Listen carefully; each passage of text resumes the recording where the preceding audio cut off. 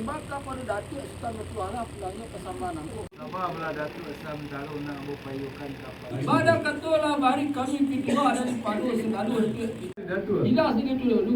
Nan pitua juga daripada Sagalo Datuk itu baik daripada Sagalo.